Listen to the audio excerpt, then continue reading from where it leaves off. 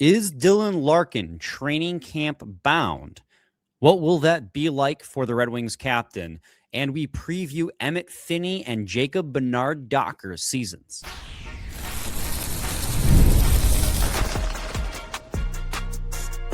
You're Locked On Red Wings, your daily podcast on the Detroit Red Wings. Part of the Locked On Podcast Network, your team every day. Welcome back to the Locked On Red Wings podcast. We are your hosts, Brian Fisher and Scotty Bentley. And today we're going to talk about Dylan Larkin because there's two topics that we can talk about this offseason, and that's Dylan Larkin and the general manager search, because you can't even really talk about Edvinsson or DeBrincat until you get a general manager. So here we are talking about one of the two topics that we got. After we talk about the Dylan Larkin, if he'll show up to training camp conversation, we'll discuss Emmitt Finnie and whether or not we see him remaining in a top 6 role in this upcoming season, as well as Jacob Bernard-Docker and whether or not we think he'll remain an everyday player, as he ended up being last season as well for segments 2 and 3. But Scotty, let's start off with the Dylan Larkin topic we have today. A couple days ago, Bob Duff of Detroit Hockey Now wrote an article in which he simply stated, unless he's traded, Larkin will show up for Red Wings training camp. And I want to preface before we get in, and it was a well-written article by Bob Duff. That's fantastic. That is fantastic. Which one is that? That is Swin. Swin. Swin Cash, baby. Smacking you in the face with her tail, his tail? Her tail. She's pretty. Calico. Bob Duff of Detroit Hockey Now wrote an article, and I want to preface this by, I saw a lot of aggregators on social media taking this well-written piece by Bob Duff and treating it as if he's reporting this as fact. 100%. This article, when you read it, is very clearly Bob's opinion, and an opinion that I agree with, because we respect. And that we respect. He's very talented and has been in Red Wing circles for a while. I just see a lot of these aggregators taking this article, and it's not just with Bob. With the lack of actual news, the aggregators are pulling on and hanging on to everything and reporting it as news, and I think it just spreads a lot of misinformation. This is not, at least the way I interpreted it, and the way you interpreted it, was not a hard fact report, but his opinion on why this would happen this way. One opinion that we actually agree with as well, because of the fact that, well, Scotty, what else would Dylan Larkin be able to do here? The Red Wings do not have a general manager. Where else is he going to go? Yeah, and I think everything you said there already is important notes to keep in mind here. You know, everybody is just taking this and running with it as if it's gospel. And again, I respect the hell out of Bob, and he's great at his job, and I love reading everything that he puts out. But there is just again, I agree with you. I interpreted it as an opinion, like and it makes sense too. Like I think it's probably right in the sense that, like, what else is he going to do? Like he doesn't really have too many other options outside of be traded or show up. So I think maybe we can, I don't know, highlight the like real nitty gritty of it, of like, is he going to be like full participant? Is he going to be playing in the regular season if he's, not traded? Like, what does the timeline look like if a GM is here? All of that. But again, then that's just our opinion. Like, I think there's just an important line in the sand to kind of draw there. Right. The frustration is not with the article at all. It's just that all the aggregators on social media that take any article, and because there's no news, no reporting of facts, they take opinion pieces and then report them as facts, and then it just confuses people online. Right. I wanted to address that. It's not at all about Bob. And like I said, the article I agree with, and let's get into that, because why do we think Dylan Larkin will be at training camp? Well, reason number one, there's not a general manager. And you can't trade your captain if you don't have a general manager. That being said, I think there will be a general manager probably before the end of the month, because even though they're taking their time, there are other things that need to be taken care of. And that's my reason number two why Dylan Larkin will likely be at training camp. In my opinion, the Dylan Larkin trade situation is the third priority that the Red Wings need to take care of. The Red Wings have 5 years left on Dylan Larkin's contract. So while he may want out, they're in no rush to trade him until they get an offer that they like. The new GM is going to come in and he's going to have a mess to clean up before he can even consider the Dylan Larkin trade situation. Because the first thing he's got to take care of when he comes into office, Scotty, is what? Extending Simon Edvinsson. Extending Simon Edvinsson. Very good call and response. Nicely done. They have got to sign and extend Simon Edvinsson before the season because he is a pending he's an RFA, not even pending. He is an RFA, due a contract, and they have to decide whether or not it's going to be long-term or a shorter bridge. Right. A new wave of bridge deals with the cap rising, so I wouldn't be surprised if it's that. And then on top of that, then the second conversation you got to have us call up Alex DeBrincat and go, hey, man, we know Dylan Larkin wants out, so we know this team's going to be a little bit worse next year. Do you want to be here, yes or no? And if he says yes, your first priority, in my opinion, well, I guess second priority again after Edvinsson, locking him up on a long-term deal before more comparables come out under the rising cap next, between now and next offseason. For sure. So you have 5 years left on Dylan Larkin's contract. You can let him sit on the bench and not sit on the bench and rot. I'll say it. Sit He was like, I'm not going to say it. You know what? I'm going to say it. I was like, that's too harsh of an adjective. But you if you can honor the wishes of Dylan Larkin and trade him, but you're not selling him for peanuts. And because you have him under contract for 5 years, you are not under a rush. And then the third option there is then you get to Dylan Larkin. You get to Dylan Larkin, and then you have to sit down and talk to him and assess the situation to see what's going on. What can happen? What does he want? What can you do? There's been reports, right, of what we know of the 3-team, maybe 4-team trade list. And we know he wants out. But can a new GM change that situation? Whether or not it's reconciliation, whether or not it's growing the list, can a new voice on the other end of that phone get him to negotiate a little bit? There is a lot to do in the month between now and the start of training camp that I don't see them all getting done before training camp, which are all reasons why Dylan Larkin is likely going to be at training camp, which is why we agree with Bob Duff's opinion here. Yes, and I think that, man, it really is just a complete bleep show. I think I still stand by there's a very real world in which he's on the roster but maybe isn't a full participant in camp. I think that there is the angle of reconciliation, that's fine and dandy for him and the front office, but I think that there's reconciliation that would need to take place with a lot more people than just the front office at this point, and I'm not sure that that's really feasible. And again, you and I have had this conversation on here a million times at this point. We've said our piece plenty, and again, then we're just kind of throwing out our opinion of the situation. But it does make sense that if he's not going to be traded, what else is he going to do? Right. He's still on the team. And that's why, even though the article's not reporting fact, it's a really good educated guess that this is likely the outcome, because there's just things can happen fast. Once a GM gets appointed, who knows? It could be a week and all these things happen. But it more than likely is going to take some time for the new GM to come in, take care of things, and assess the situation right. for Dylan Larkin. And by then, training camp's going to be here. Now, then the question becomes is, you kind of hinted at it, how much of a participant at training camp will he be? Will he be on the ice every day? Reconciliation can happen with the front office, but reconciliation with the fan base is a big difference. And players, I mean, there's again, it's a lot more than just if the GM and him are happy, then everyone's happy. That's just not reality. And I think that is what happens when you make these kind of things as public as him and his camp did. And if the new GM comes in, he's still here at training camp, he still wants out, which is, right now the most probable situation, assumption. Right? Yeah. Right. that training camp's going to be loud.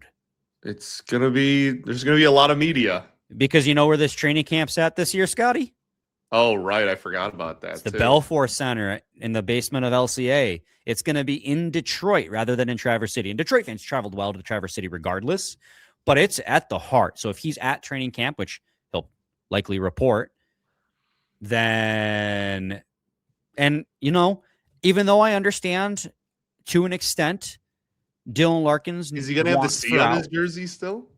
Not in training camp. That's another thing. It's like, if he is still on this roster throughout the regular season, it's partly a different conversation, but like, I feel like you got to take the C off the jersey, right? That's my point though. Like that's my point that I've already said a few times here. Like it's not all sunshine and rainbows if a new GM comes in and he actually likes the new GM instead of, like disliking Steve Yzerman like he did.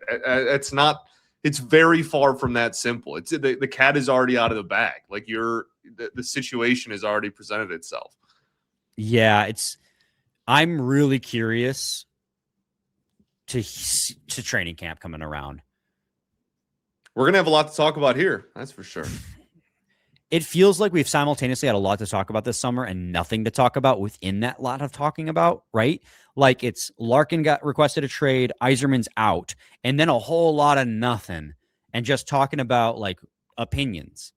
Because nothing that's still publicly far more than we usually get in the middle of August. Very true. It's just like the same two topics, just like a slightly new angle. But hey, that's podcasting in general, right? Can you tell I'm a little burned out about talking about this stuff? So am I. But at the same time, it's either that or player previews. Speaking of, segment 2, player preview, Emmitt Finnie. Stay tuned at Locked On Red Wings.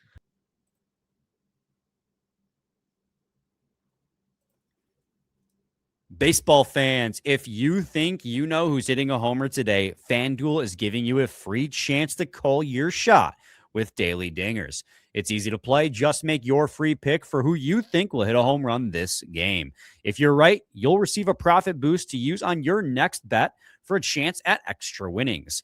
Best of all, you can make a free pick every day throughout the MLB season. Daily Dingers is another fun way to stay engaged with every day's games, whether you're following your favorite team or keeping an eye on matchups across the league.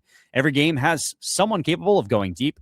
Now you get the chance to make your prediction before first pitch. Tonight, we're recording this on Monday evening, of course, Tuesday evening, of course. And I'm going to go with Kevin McGonigal. It is his birthday as of recording this, and a prohibitive favorite for AL Rookie of the Year. I think we can say that pretty confidently. We're going to go with Kevin McGonigal for the Daily Dinger here Tuesday, August 18th. So are you ready to play your game today? Join all your action at FanDuel.com. That's FanDuel.com to play Daily Dingers and make your free pick on who's hitting a homer. Play ball and swing for the fences on FanDuel, an official partner of the MLB. Did you like how I was like, we're recording this on Monday. We're recording this on Tuesday. Caught myself there. Sometimes the 3-day-a-week thing throws me off on what day of the week it is. All right, Scotty, Emmitt Finnie. We love Emmitt Finnie on this podcast, and I think most Red Wings fans would reflect that sentiment. He came into training camp last year as a 7th-round draft pick, and he was drafted in 2023, so 2 years out of his draft, and forced his way onto the team. And not only forced his way onto the team, became the Red Wings' default top-line left wing, played all 82 games, and had a pretty impressive 30 points in 82 games, 13 goals, 17 assists. Now, I think the flip side of that argument there, Scotty, is he was also top-line left wing because of a lack of other options. This was a guy who could play that pace that Larkin and Raymond needed, so he best fit that need, but probably wasn't the best fit across the league for that need. Do you see Emmitt Finnie staying in a top 6 role, and how much of a step forward do you anticipate from the soon-to-be sophomore?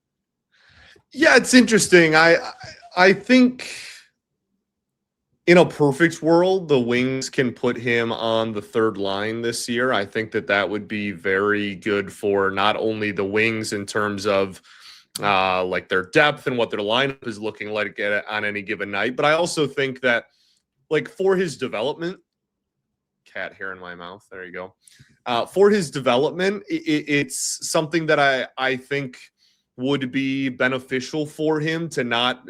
And again, like, he got thrown into the fire and handled it incredibly well.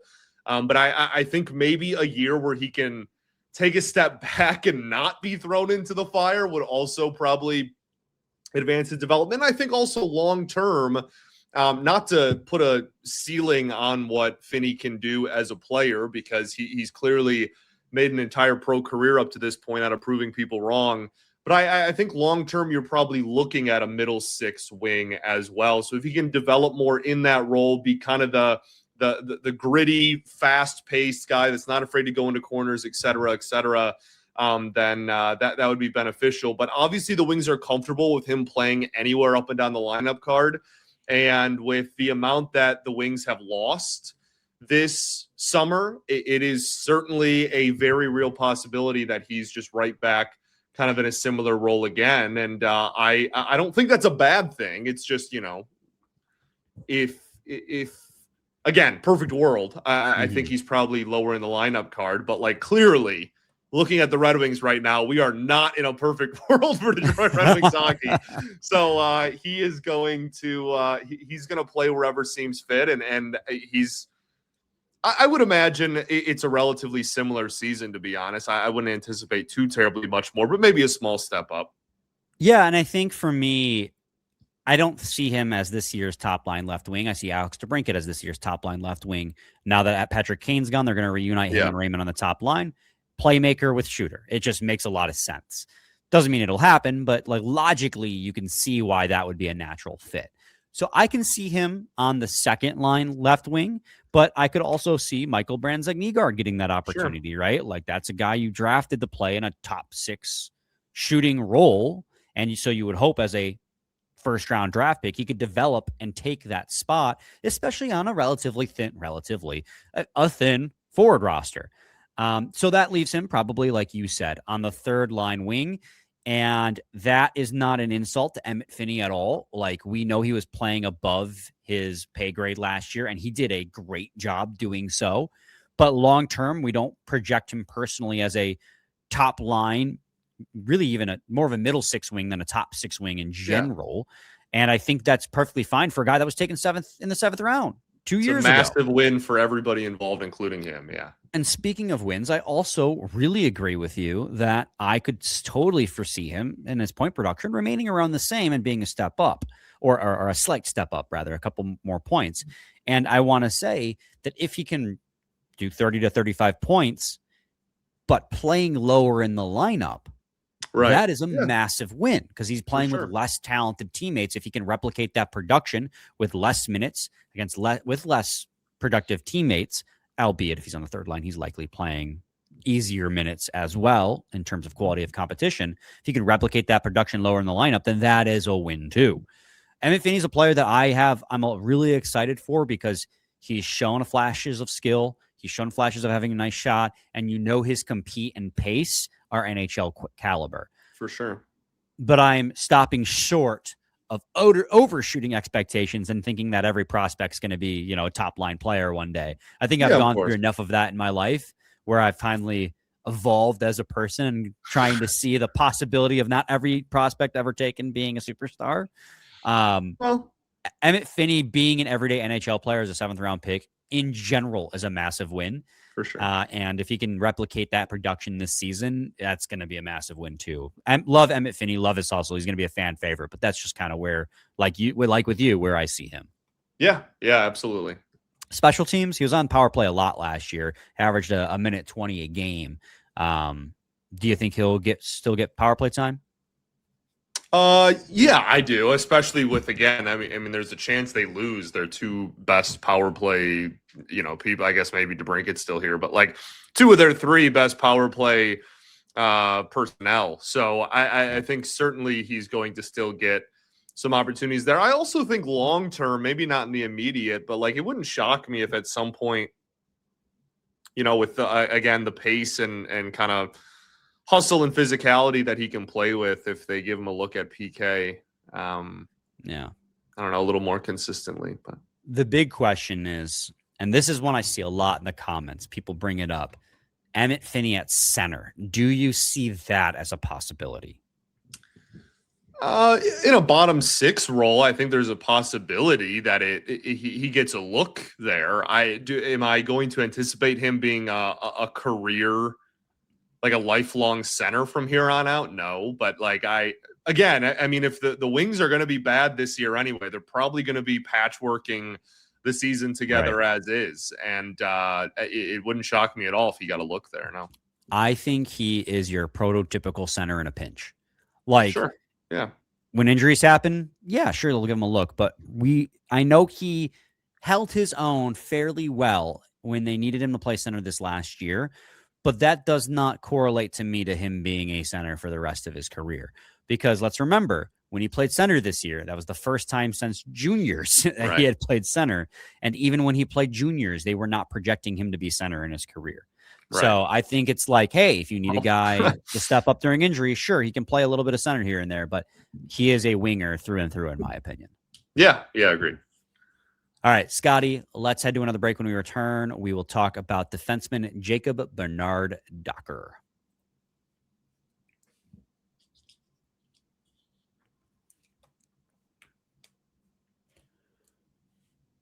All right, Scotty. Jacob Bernard Docker had his first season with the Detroit Red Wings last year, earned himself a 2-year extension, had just 5 points in 63 games played, scored his first goal of the season right after signing his 2-year extension against the team that didn't qualify him as a restricted free agent. That was the highlight of his season. But I think it's not too far to say that he surprised us. We thought he'd be battling for that seventh D-man spot, ended up playing 63 games as an everyday D-man on the third pair. And I think he brought stability overall to the third pair. The question then is, with ASP having another year of development in the offseason, with Justin Falk on the roster, with the signing of Bryson, do we think he is going to remain an everyday player with the Detroit Red Wings?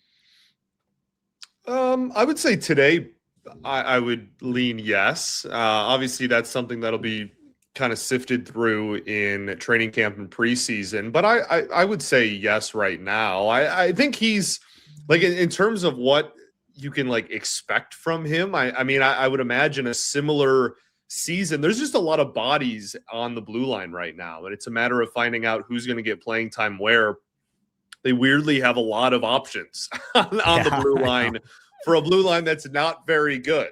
They have a lot of bodies in that room. And so I think that I expect him to pretty much replicate his production last season, this season. It's just a matter of how much playing time he gets, as you mentioned. Yeah. Yeah, I mean, Evolving Hockey has him as an 81 percentile defenseman at defense, 81 percentile at defense at 5-on-5, but 40 overall because his offensive impacts were not very good, which honestly matches what we saw. He was a third pair defensive D-man that played really good defensive hockey. Like, I was surprised by how much I appreciated JBD. Not that he had flash, not that he put the world, lit the world on fire. He was consistent.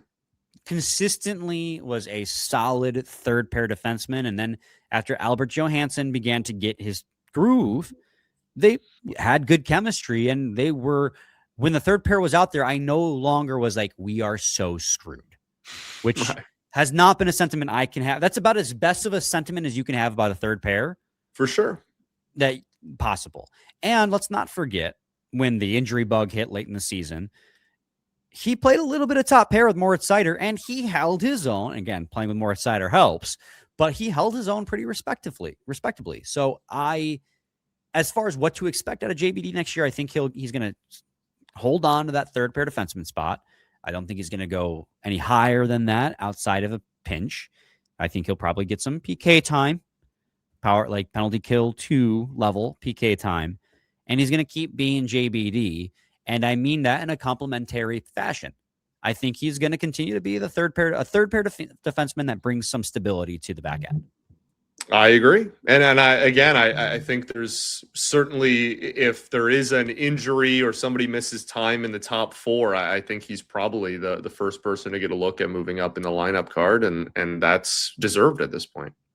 Absolutely. Not much to say about JBD. He is what he is, and we appreciate him for it. So, Scotty, Absolutely. do you have any other thoughts you want to talk about today?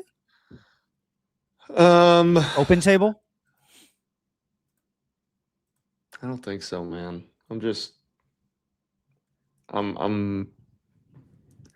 I just want all of these. I have so many questions about the season, and like I just need some of these to be resolved before I lose it. That's all. I mean, that's where I'm at too. Like we were talking about peek behind the curtain. Like I texted you, I was like, "Are we just doing player previews today?" And you're like, "Well, we should discuss. Will Larkin be at training camp?" Because Bob Duff wrote that good article, and we were both like, "Do we have to?" Like it makes sense to discuss it because it's what people are discussing right now. But we are both so ready for things to begin happening, actual things to begin happening, because we're kind of stuck. Like, how can you really, we're doing player previews of players we know are going to be on the team. Like we discussed that, right? Like that, when we started the player previews, we talked about that because what we expect out of the players really won't shift with Larkin's here or not. But we were both like, you can't really do anything else until things start resolving, and things haven't resolved, and there's been no news about things resolving. So you're just kind of stuck in a holding pattern. And the I'm sure this is placeholders exactly in the front office aren't allowed to do anything. right. So like we're literally just sitting around waiting, and we'll see. And we'll keep bringing you guys content, and we'll keep trying to make it interesting as possible, talking about different angles to all of it. But I'm sure you all feel a similar fatigue, and trust us, it is universally felt. It is not just you guys. We all feel the fatigue of sitting around waiting in a holding pattern for something to happen so we can know what direction this team is headed in. So we ball. We do ball. This must have been what it felt like when Tarek Skubal was here for you. Yeah, I got it. That was a whole. Yeah, different beast, I guess. Burnt out by all of it. Also, I literally had a Skubal update like on yesterday's show. Like it just won't go away until he signs a long-term deal somewhere. Like when he said that he'd love to return to Detroit on a long-term deal while he's wearing Dodgers uniform. Anyways, see you guys on Friday. Word. Same time, same place. It's your team. Every day. Every day.